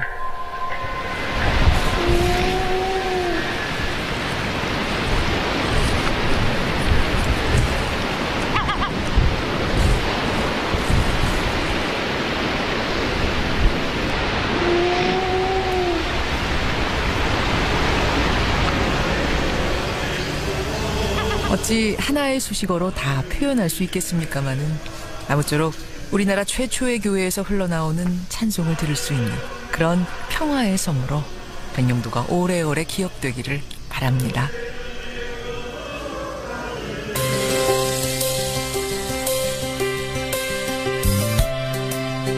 CBS 특별기획 2017 대한민국 소리유산. 오늘은 서해 최북단 백령도 편이었습니다. 2017 대한민국 소리유산은 방송통신위원회의 방송통신발전기금을 지원받아 제작한 것입니다.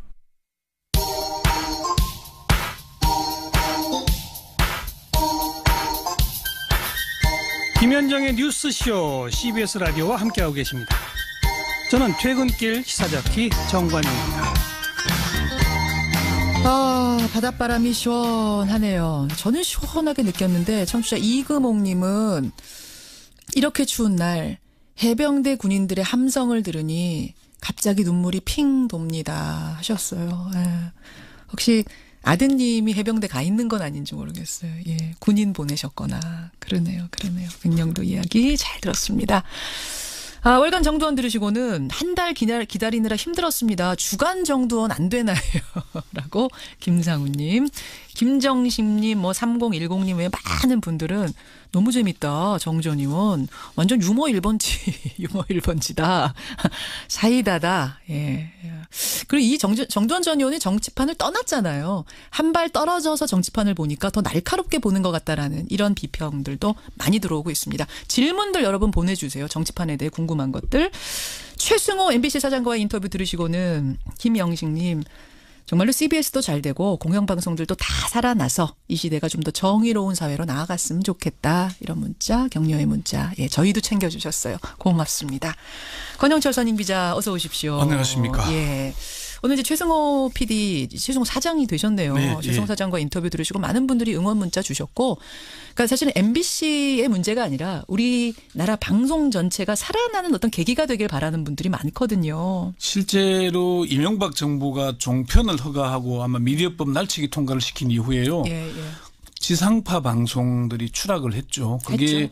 KBS, MBC, 공영방송들이 특히 추락을 많이 했습니다. 그렇죠. 그러니까 유료 방송 위주로 간 거죠. 종편 위주로. 예. 그것 이제 정책이 좀 바로 잡혀야죠. 잠깐 오늘 주제 들어가기 전에 네. 아까 제가 최승호 사장한테도 인터뷰 질문했습니다만 KBS, MBC, SBS, 지상파 TV 3사가 모두 재허가 기준에 미달하는 점수 받았다. 그러니까 여러분 잘 모르시겠지만 방송사는요. 공중파 방송사들은 다 몇 년마다 한 번이죠? 3년에서 5년마다 한 번씩 네. 재허가를 받아서 계속 운영하는 거거든요. 네. 근데 지상파 TV 3사가 다 재허가 탈락 기준 점수를 지금 받았다는 뉴스가 났어요. 사실 이게 사상 최초의 일이긴 한데요. 그렇죠. 아직까지는 사실 이 점수가 확정된 것은 아닙니다. 이게 이제 방송통신위원회 의결을 거쳐야 되는 전체의 의결을 거쳐야 되는 건데 이게 사실은 정보가 좀 누설이 된 겁니다. 의결 전에 왜 이제 의결이 좀 더뎌졌냐면은 MBC 사장이 공석이었잖아요. 그렇죠. 그 청문회를 통해서 이제 마지막 마무리를 하는데 사장이 공석이다 보니까 청문회를 못한 겁니다. 이제 최승호 사장이 취임을 하게 되면은 청문회를 통해서 아마 다다음 주 정도는 의결되지 않을까 싶긴 한데 어쨌건 유례가 없는 일입니다. 유례가 없는. 근데 KBS, MBC는 파업도 있고 지금 상황이 말이 아니니까 네. 그렇다 치더라도 SBS는 왜 탈락 점수를 받았어요? SBS도 사실 뭐 이게 멘붕 상태라고 표현하죠. 이거 보도 나온 다음에 이 보도가 아니라 이제 점수는 미리 알잖아요. 대략 점수가 어느 정도 나왔다는 걸 알기 때문에 자기들은 나름대로 세월호 참사 이후에 그리고 작년부터 시작됐던 국정농단 때 SBS는 나름대로 공정방송을 하려고 노력을 많이 했고 또 최근에는 사장 임명 동의제 투표를 방송사 최초로 도입을 했잖아요. 그래요. 나름대로 제도화도 신경을 썼는데 우리가 왜 종편 채널 MBN이 얼마 전에 651점을 받았거든요. MBN보다 우리가 왜 못하냐. 잠깐 점수 한번 제가 읽어볼게요. 지금 보도된 점수. SBS 647점, KBS 1이 646, KBS 2가 641, MBC가 616. 맞죠? 네. 652 하면 탈락. 그렇습니다. 탈락이라기보다는 이제 조건부 재허가를 받거나 재허가 거부를 할 수 있는 점수가 되는 거죠. 652 기준. 2013년에는 이 공영방송, 이 지상파 TV 방송들이 다 700점이 넘었습니다. 그래요. 그런 상황이 이렇게 되다 보니까 상당히 좀 어려운 시기에 SBS에서는 도저히 납득이 안 된다. 납득이 안 된다. 상당히 당혹스러워하고 아마 담당자들도 지금 뭐 거의 멘붕 상태에 빠져 있습니다. 그나저나 이게 의결이 아직 안 됐는데 어떻게 보도가 된 거예요? 어떻게 새 나간 겁니까? 어쨌든 아까 말씀드린 대로 이제 MBC 사장에 대한 청문을 해야 의결할 수 있는 사안인데 방통위 내에서 공유가 됐겠죠. 상임위원들. 공유가 됐겠죠. 상임위원이 5명이지 않습니까? 상임 거기서 이제 아마 보고가 되다 보니까 국회로 흘러나간 국회 추천들이 있으니까. 국회로 흘러나가고 그게 또 기자들한테 흘러가고 이렇게 된 거군요. 하여튼 그게 좀 궁금해서 여쭙고 오늘 와이뉴스 주제는 방통위는 왜 종편 특혜를 환수하려고 나선 걸까? 이걸 잡아오셨어요? 이게 무슨 말입니까? 종편 특혜 중에 가장 큰 특혜가 뭐냐 하면은 의무전송입니다. 의무전송이 뭡니까? 이게 제가 2013년에도 이 비슷한 방송을 한 적이 있는데요. KBS 1과 EBS는 지금 방송법의 의무전송 채널, 그러니까 유료 방송들, 케이블 TV나 IPTV, 위성방송은 의무적으로 방송을 내보내야 하는 채널입니다. 무조건. 조건 없이 내보내야 되는 의무전송 채널. 그러니까 뭐 KBS 1 같은 경우에는 재난방송, EBS는 교육이라는 공익성이 있는 거 아닙니까? 그렇죠. 그런데 종편은 4개가 허가되는데 4개가 모두 의무전송입니다. 특혜군요, 그게. MBC, KBS, ETV도 의무전송이 아닙니다. 모든 유료 방송에서 볼 수는 있지만은 유료방송 플랫폼들이 안 내보내면 그만인 겁니다. 거예요. 근데 얘는 내보내야 되는 그런 구조인 예를 거죠. 들면 무슨 양천 케이블 뭐 이런 데서 네. 무조건 내보내야 되는 게 의무 전송인 거예요. 그렇죠. 그리고 의무 전송은 전송 대가를 돈으로 안 받는데 또 케이블은 또 그걸 또 돈으로 받습니다. 받으면서. 예. MBC하고 SBS는 전송 대가를 받는데 종편은 의무 전송이기도 하면서 좀 대가까지 받는 지금까지 한 2천억 조금 부족한 정도로 돈을 받았거든요. 그렇군요. 내게 전송 엄청난 특혜인 거죠. 그럼 광고도 특혜를 받고 있습니까 혹시? 그렇죠. 광고도 특혜를 미디어 랩이라는 구조인데요. 그러니까 방송사가 직접 광고 영업을 못하게 했습니다. 방송사들은 공익성이 있기 때문에. 그렇죠. 그런데 방송사를 대신해서 광고를 유치하고 하는 게 미디어 랩 구조, 뭐 광고 대행사라고 표현할 수밖에 하는 게 좋겠는데요. 예. 여기도 종편은 1사 1랩입니다. 한 개사가 한 개의 이 랩을 가지고 있다 보니까 사실상 직접 영업하는 겁니다. 신문사에 광고국이 있죠. 있죠. 광고국이 직접 영업하는 거죠. 수주해오죠. 예. 지금도 그런 구조로 특히나 MBN 이것 때문에 아마 제재를 받은 적이 있는데 보도 제작 뭐 기획 회의에 미디어랩 담당자가 참석을 하는 겁니다. 그럼 기자들을 통해서 광고를 따오게 하는 뭐 이런 실제적으로 그렇게 이루어지고 있는 것이죠. 것이 그게 아주 심각한 종편이 한두 군데가 있는 걸로 확인이 되고 있습니다. 광고도 특혜를 받고 있다. 예. 이런 특혜들이 많이 있는데 그리고 여기다가 이제 광고를 받으면은 정부에 이 공익기금을 내잖아요. 예. 그런데 2015년까지는 공익기금을 한 푼도 안 냈습니다. 그래요. 그런데 이제 작년에는 흑자로 돌아섰거든요. 그런데 지상파 TV들에 비하면은 MBC, SBS가 4.3%를 내는데 종편은 1%, 이것도 0.5%에서 올라가지고 1% 내고 있습니다. 그렇군요. 이런 그 차별 구조가 많은 거죠. 그래. 그럼 개별 미디어랩 체제도 폐지하는 쪽으로 가닥을 잡은 겁니까, 방통위가? 그건 아직 폐지할 수 있는 근거는 없는 것 같고요. 통합해서 하기는 어려운 것 같고 좀 공익적인 부과를 많이 하게 되겠죠. 그건 아직 좀 준비 중에 있는 걸로 알고 있습니다. 자, 오늘 Y의 주제로 돌아가 보죠. 네. 방통위는 왜 종편들이 받고 있는 특혜를 환수하려고 나선 거냐? 왜? 일단 첫 번째는 문재인 대통령의 공약이기 때문입니다. 문 대통령이 지난해 이맘때쯤인데요. 이용마 MBC 해직 기자를 방문한 적이 있었어요. 그때 이제 이런 기자들과 만나서 그런 얘기를 했습니다. 종편을 처음 인가했을 때 초기에는 육성 정착을 위해서 지상파와는 다른 차별을 줬다. 이제는 종편이 자리를 잡았기 때문에 종편과 지상파 간의 차별을 없앨 때가 됐다. 이런 거 분명히 밝혔거든요. 예. 동일 서비스, 동일 규제 원칙을 적용해야 한다. 이걸 했고요. 두 번째는 언론학자인 이호성 방통위원장의 평소 소신입니다. 지금 방통위원장이. 이 위원장이 종편 출범 이전부터 이런 문제제기를 해왔습니다. 2009년에 미디어 오늘과 인터뷰에서 종편 추진은 PP를 장려해서 콘텐츠를 발전시키려는 차원이 아니라 대기업과 신문사의 방송사를 허가해 주려는 차원에서 추진되고 있다. 종편이 정치적 활성화, 신문사 방송을 밀어주기 위한 것이라면은 올바른 정책 방향이 아니다. 종편 개수도 2개 이상 하려고 하는데 이건 옳지 못하다. 이런 비판을 이미 그때부터 제기를 해왔어요. 그렇군요. 이런 문제점을 이미 알고 있었다는 얘기죠. 청문회에서도 이런 얘기 분명히 했잖아요. 맞아요. 그래요. 세 번째는요. 종편은 이미 흑자로 돌아섰기 때문에 계속해서 특혜를 줄 이유가 없기 때문입니다. 흑자로 드디어 돌아섰습니까, 종편들이? 네. 작년에 이미 종편 4개, 2개의 보도 PP 6개 중에 5개사가 단기 순이익이 지난해 흑자를 기록했습니다. 사실 방송사가요, 여러분. 흑자 본다는 게 굉장히 어려운 일입니다. 방송사가 돈 어마어마하게 벌 거라고 생각하시죠. 근데 워낙 투자하는 돈이 많기 때문에 흑자가 굉장히 어려운 구조인데. 종편이 이만큼 뜨면서 MBC, SBS 매출이 확 떨어졌거든요. 맞아요. 당연히 CBS 같은 중소방송들도 매출이 더 어려워지죠. 떨어져서 타격을 받고 있는 구조이기 때문에 더 이상 종편에 특혜를 주는 것은 안 되는 겁니다. 그래서 이제 지상파 중간 광고 도입 이런 것들이 이제 논의되기 시작한 겁니다. 그렇군요. 이런 세 가지 이유로 종편에 대한 특혜를 환수하려고 나선 것이다. 오늘 방송계에 잘 알려지지 않은 부분들 잘 훑어주셨어요. 권영철 선임 기자 고맙습니다. 네. 또 좋아질 거다라는 믿음은 가지셔도 좋겠다 이런 말씀드립니다. 그 재건 기구는 취임하시자마자 바로 만드실 거예요? 예, 그래야죠. 네. 정치권에서는 말이죠. 어제 최승호 신임 사장이 탄생하자마자 논평들이 막 쏟아져 나왔는데 자유한국당의 논평이 좀 싸늘합니다. 노조를 등에 업은 최승호 신임 사장이 MBC 사장실을 점령했다. MBC가 완전한 노영 방송이 됐다. 과연 공정한 인사를 할 건지, 보도에 개입하지 않을 건지, 시청률은 얼마나 끌어올릴 건지, 국민이 무서운 눈으로 지켜볼 거다. 이렇게 논평. 뭐라고 답하시겠습니까? 보도에 개입하지 않을 거고요. 시청률 아마 올라갈 겁니다.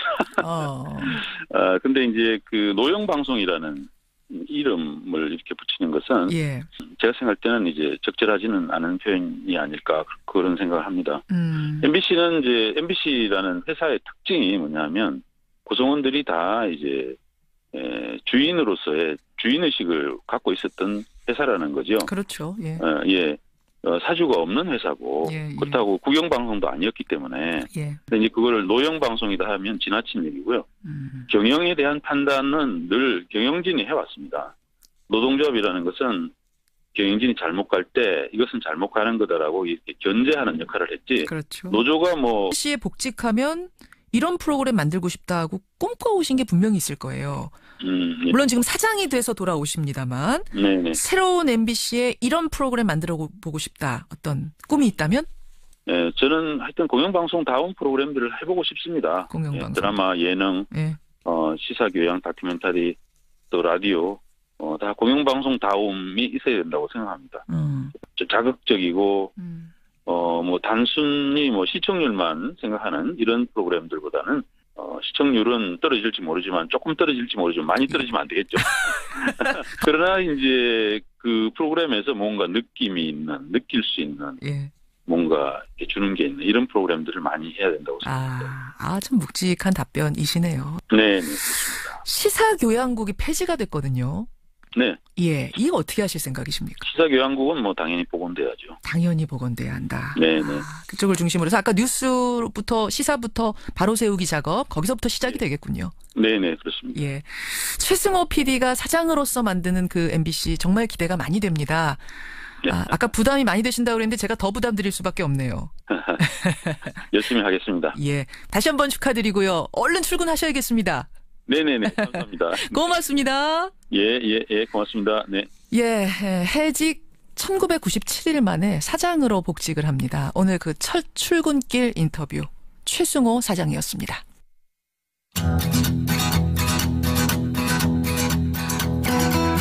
김현정의 뉴스쇼는 청취자 여러분의 참여로 이루어집니다. 트위터, 페이스북, 레인보우 게시판, 그리고 단문 50원, 장문 100원의 유료 문자 샵 1212, 우물정 1212 통해 참여하실 수 있습니다. 김현정의 뉴스쇼, 여러분과 함께 만듭니다. 김성환의 행간 시사평론가 김성환 씨 나오셨습니다. 어서 오십시오. 네, 안녕하세요. MBC 사장님이 CBS에 첫 출연하셨어요. 그러네요. 첫 출근길 출연이 CBS가 돼서 영광입니다. 기분 좋고.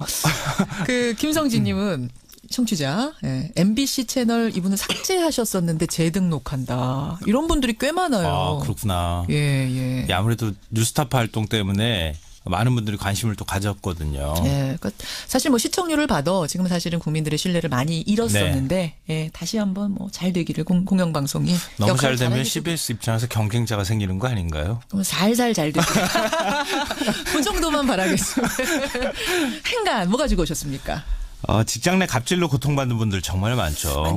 이 직장 갑질 119라는 노동자 인권 보호 단체가 지난달 1일 글에서 출범을 했는데요. 한 달 동안 어떤 갑질 고발이 있었는지 기록한 보고서를 어제 공개를 했습니다. 이 갑질 119 30일에 권한 남용이라든지 사건이라든지 이런 부분들에 책임이 있는 분들에 대해서는 MBC 재건위원회 뭐 이런 가칭인데요. 노사 공동의 어떤 위원회를 통해서 거기서 그 문제를 좀 다루고 조사도 하고 해서 응분의 이제 책임을 묻도록 해야 되겠죠.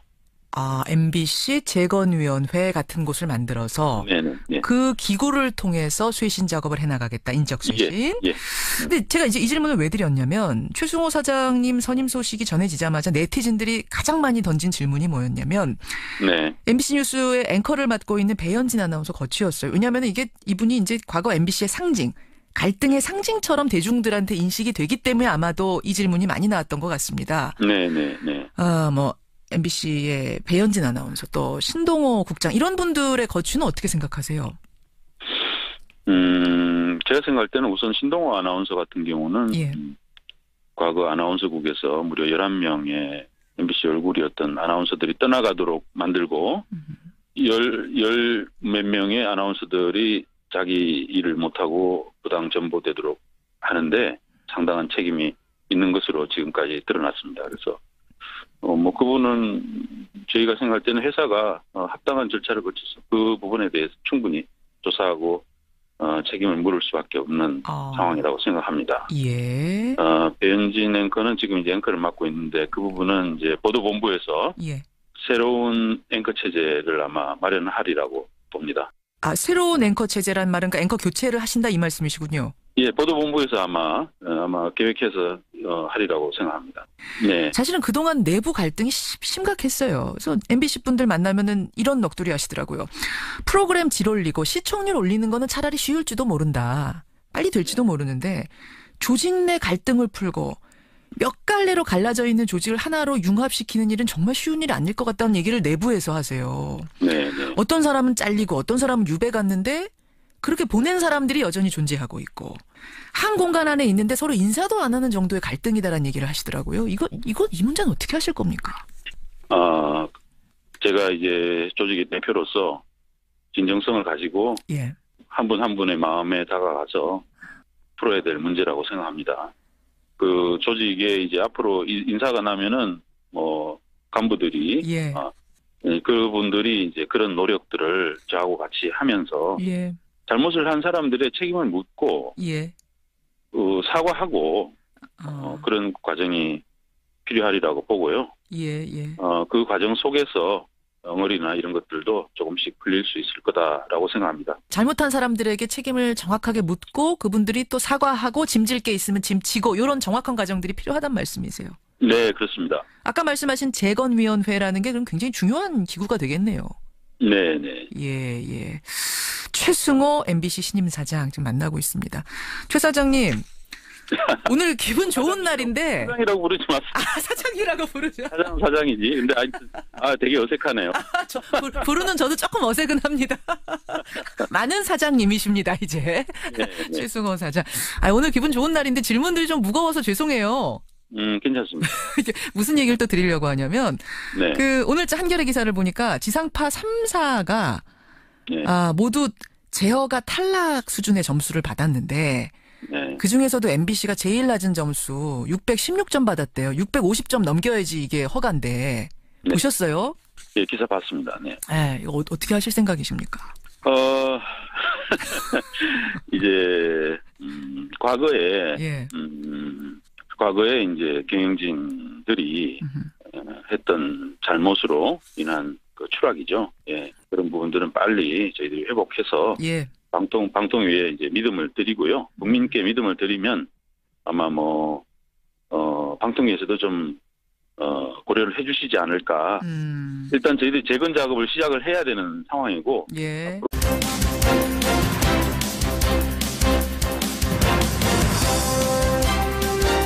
애청자 여러분 안녕하십니까. 매섭게 추운 아침. 국제 정세도 차갑게 얼어붙고 있습니다. 트럼프 대통령의 예루살렘 선언 이후에 팔레스타인은 6일부터 오늘까지 사흘을 분노의 날로 선포했죠. 곳곳에서 반이스라엘, 반미 시위가 벌어지고 있습니다. 그곳 시각으로 금요일, 그러니까 우리 시각으로는 내일이 매주 열리는 무슬림들의 합동 예배날입니다. 그래서 긴장감이 더욱더 높아지고 있는 지금. 잠시 후 2부에서요. 팔레스타인 현지의 교민 연결해서 생생한 그곳의 소식들 들어보도록 하지요. 금요일 아침 김현정의 뉴스쇼 출발합니다.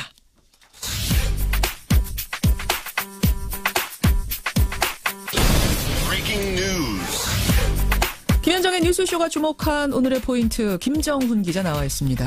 어서 오세요, 김 기자. 네. 첫 포인트 어디부터 볼까요? 네, 중동의 분노 인티파다입니다. 인티파다. 봉기라는 말 아닙니까? 그렇습니다. 지금 저항이 본격화되고 있는 건가요? 네, 예루살렘은 이스라엘 땅이라는 미국 트럼프 대통령의 선언에 따른 저항이죠. 그렇죠. 그러자 이에 맞서서 이스라엘 무장정파 하마스의 지도자 이스마엘 하니아는 인티파다를 시작하려는 노력을 해야 한다. 또 인티파다를 일으키지 않으면 미국이 뒷받침하는 시온주의 결정에 대항할 수 없다 이렇게 밝혔습니다. 네. 이에 맞춰서 서한 라말라 또 베들레헴 등지에서는 수백 명의 팔레스타인 시위대가 미국과 이스라엘을 규탄하면서 곳곳에서 경찰과 충돌을 빚고 있네요. 특히 금요일인 오늘은 무슬림들의 합동 예배일이거든요. 언제 어떤 곳에서 화약고에 불꽃이 튈지 불안한 상황입니다. 예, 사실은 이제 그곳뿐만 아니라 전 세계적으로 지금 예루살렘 선언에 대해서 우려의 목소리가 이어지고 있어요. 그렇죠. 메르켈 독일 총리도 이스라엘과 팔레스타인이 예루살렘의 지위를 결정해야 한다면서 미국의 관여를 비판했고요. 러시아도 미국의 결정을 심각한 우려로 받아들인다 이렇게 밝혔고 중국 역시 새로운 대립을 촉발하는 행동은 피해야 한다 이렇게 언급을 했습니다. 현지 분위기도 궁금하고 또 트럼프 대통령이 아무 생각 없이 이런 얘기를 했을 것 같지가 않아요. 뭔가 계산이 깔려 있을 것 같은데 그 계산이 뭔지도 2부에서 한번 짚어보겠습니다. 다음 포인트 가죠. 네, 더 거세진 비트코인 광풍입니다. 제가 며칠 전에 인터뷰했잖아요. 광풍이라고. 근데 지금 그 후로 급등을 넘어서 폭등세입니다. 네, 가상화폐 거래소인 코인베이스가 있거든요. 여기에 따르면요. 비트코인 가격이 장중 19,000달러를 넘었었습니다. 우리 돈 2천만 원을 넘어선 건데요. 1비트코인이 2천만 원? 네. 제가 며칠 전 인터뷰할 때 1,300만 원이었는데요. 급등이 아니라 폭등세죠. 미국 시간으로 7일 오전 6시에 15,000달러를 돌파한 뒤에 5시간 만에 5,000달러가 치솟은 셈입니다. 이거 좀 심한 거 아닙니까? 네. 그 배경이 아마 시카고 상품거래소 또 옵션거래소가 비트코인 거래를 곧 시작한다는데 이게 아마 가격 폭등세를 부채질한 것으로 보이고요. 그러니까 이렇게 폭등세니까 우려의 목소리도 커지고 있거든요. 당연하죠. 네, 가상화폐 헤지펀드 BK 캐피털 창업자가 있습니다. 브라이언 켈리라고 하는데 이분이 현재 상황은 1990년대 닷컴 버블과 비슷하다 이렇게 경고하고 나섰네요. 그래요. 참 뭐 걱정스럽습니다. 좀 우려가 됩니다. 마지막 포인트 짧게 보죠. 네, 오늘 김명수 대법원장 그리고 전국 법원장들이 한 자리에 모입니다. 김명수 대법원장 취임 후 두 달 반 만에 처음 열리는 전국 법원장 회의인데요. 아무래도 사법부 블랙리스트 추가 조사 문제가 논의될 것 같습니다. 그동안 법원 행정처 컴퓨터 속의 파일들을 작성자 동의 없이 열 수 있나 없나 이 논란만 벌어졌거든요. 그렇죠. 오늘 결론이 내려진다면 뒤늦게 진실 규명 작업에 속도가 붙을 수 있습니다. 여기까지 오늘의 포인트. 김정훈 기자 수고하셨습니다. 네. MBC 대표이사 사장의 최승호 씨를 선정하기로 결의합니다. 국민들께 실망 끼쳐드리지 않고 국민들께 희망을 주고 꿈을 드릴 수 있는 그런 MBC가 되도록 최선을 다해서 노력하겠습니다. 해직 PD가 MBC의 새 사장으로 돌아갑니다. PD 수첩의 간판 앵커에서 MBC 해직 기자로, 그 뒤에는 독립언론 뉴스타파의 PD로, 또 최근에는 다큐멘터리 자백과 공범자들의 감독으로 참 많은 대중들의 지지를 받아온 탐사 저널리스트죠. 최승호 PD가 어제 방송문화진흥회 임시총회, 주주총회를 거쳐서 신임 MBC 사장으로 공식 선임이 됐습니다. 오늘이요. 해직 1997일 만에 첫 출근이랍니다. 그런데 사장이 돼서 복직을 하는 셈이네요. 자, 출근길 인터뷰 최승호 MBC 신임 사장 연결해 보겠습니다. 최승호 사장님 안녕하세요. 네, 안녕하십니까. 네네. 사장이란 호칭 괜찮으세요? 어색합니다. 축하드립니다. 네, 감사합니다. 어제 밤 잠은 좀 주무셨는지 모르겠어요. 예, 잠은 잤습니다. 네네. 네. 누가 제일 좋아하세요? 뭐 굉장히 많은 분들이 연락 주시고 환영한다는 말씀 주셔가지고 제가 다 답변하지 못할 정도로 많이 왔고요. 그렇지만 이제 역시 제 어머니가 너무 좋아하셔서 어머니가 그 점이 좀 가장 마음은 제일 좋더군요. 역시 좋아하시니까. 뭐라고 하시면서 좋아하세요, 어머님이? 아들이 해고가 돼서 늘 걱정을 하셨죠. 그리고 아버님도 그 사이에 돌아가셨고, 제가 이렇게 사장의 공모에 응한다는 그런 이야기를 들으셨을 때도, 뭐 그렇게 심각하게 받아들이시지 않은 것 같아요. 설마 될까? 뭐 이런. 아니, 아무래도 그런 면이 있죠. 그랬다가 얼마나 좋으시겠어요. 얼마나. 네네. 오늘 사장이 돼서 출근하시는 소감이 어떠세요? 뭐 이런 일들이 어떻게 보면 정말 굉장히 극적인데 그동안 우리가 겪어왔던 그 질곡이 얼마나 대단히 깊었던 것인가 하는 걸 느끼게 해주는 그런 거죠. 그래서 저희가 하여튼 최선을 다해서 다시 한번 국민께 보답하는 그런 MBC 문화방송을 만들겠습니다. 네. 지금 그러니까 설렘도 설렘이지만 걱정이 더 많이 되세요? 아침에 소감이? 설렘보다는 사실 책임이 무겁죠. 예. 그러니까 1997일이면은요. 내일 모레 글피면 2000일이잖아요, 최 사장님. 네네. 2000일 만에 복직을 하는데 내가 MBC의 사장이 돼서 돌아가리라고 혹시 상상이라도 해보신 적 있으세요? 뭐 그런 적이 없습니다. 저는 사장을 하겠다는 생각을 하면서 살지 않았어요. 그래서 저는 그냥 프로그램을 하면서 하는 게 늘 즐거웠고 그게 제 천직이라고 생각했는데 상황이 그렇게 됐네요. 실제로 고민도 많이 하셨다고 제가 들었어요. 근데 네네네. 결정적으로 결심한 이유 계기는 뭐였습니까? 이제 그 MBC 구성원들 제 후배들이 원한다라는 느낌을 강하게 받았고요. 해고가 돼서 나와서 계속 이제 방송 회복을 위해서 노력하는 과정에서 약간 좀 상징 비슷한 그런 것들을 이렇게 갖게 된 의미가 있기 때문에 그렇게 해서 국민들의 어떤 지지와 응원을 이렇게 모아낼 수 있는 그런 부분들이 있지 않나. 그래서 제가 할 역할이 있다고 그렇게 생각을 하게 됐습니다. 그렇군요. 네. 자, 이 말씀은 죄송스러운 말씀인데 시중에서는요. MBC 참 많이 망가졌다. 네. 과거 명성황과는 지금 거리가 멀다 이런 얘기들 많이 해요. 네네. 그 MBC의 최우선 과제는 뭐라고 생각하십니까? 가장 중요한 건 제가 생각할 때는 다른 것보다 일단 국민의 신뢰를 다시 얻는 것. 신뢰 회복. 그게 가장 중요한 일이라고 생각합니다. 뉴스 바로 세우고 시사 프로그램 바로 세우고. 그래서 정말 MBC가 이제 과거와 같은 그런 모습이 아니고 정말 국민께 믿음을 줄 수 있는 방송으로 빨리 거듭나는 것.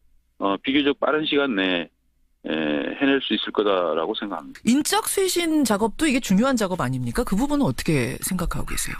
근데 일단은 뭐 인사는 하면 되는 거고요.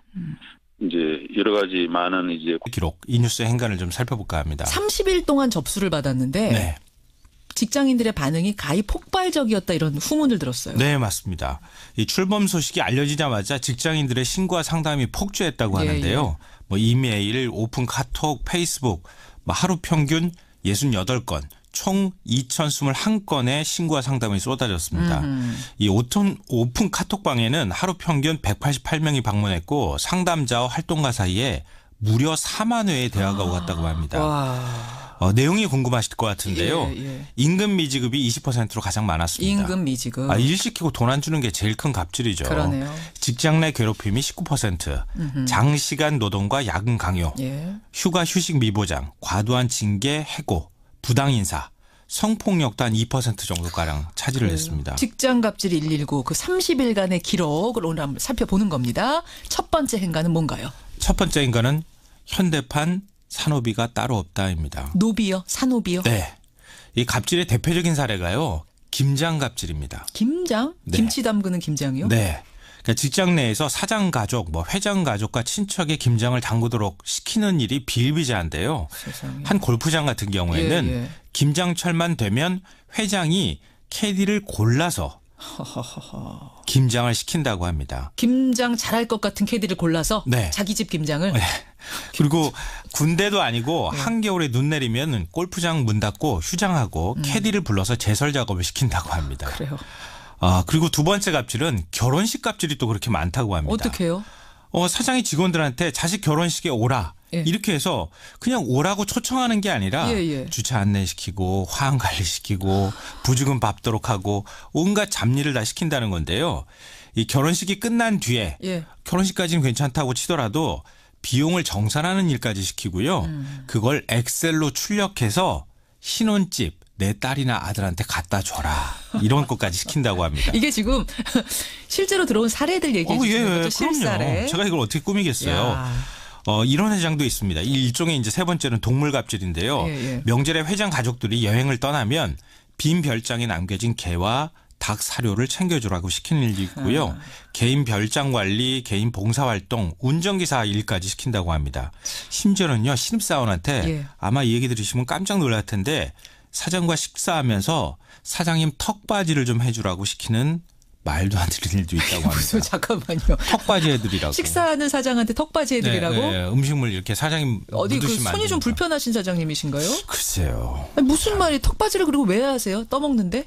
그 사장님이 깔끔한 거 좋아하시는 모양이에요. 이렇게 갖다 묶어드리라고 하나? 아이고, 네. 별일이 다 있습니다. 이런 기록들. 산호비가 따로 없더라. 두 번째 행간은요? 두 번째 행간은 갑질과의 싸움은 또 다른 누군가에게 용기를 준다입니다. 무슨 말씀이세요? 이 한림성심병원 장기자랑 때문에 굉장히 시끄러웠잖아요. 뭐 연말 송년회 때 간호사들한테 뭐 선정적인 춤을 강요했다 뭐 이렇게 해서 시끄러웠는데 이렇게 한 곳이 용기 있게 나서 싸우니까 우리도 이렇게 하면 되는구나. 이렇게 힘을 받는 사람들이 굉장히 많았다는 거예요. 그러니까 첫 시작이 사실은 그 한림대 성심병원의 간호사들이었잖아요. 네. 거기서부터 제보가 시작이 된 거거든요. 그러니까 직장 갑질 119에 우리 병원도 그래요라고 하는 고발 제보가 굉장히 많이 들어왔다고 하는데요.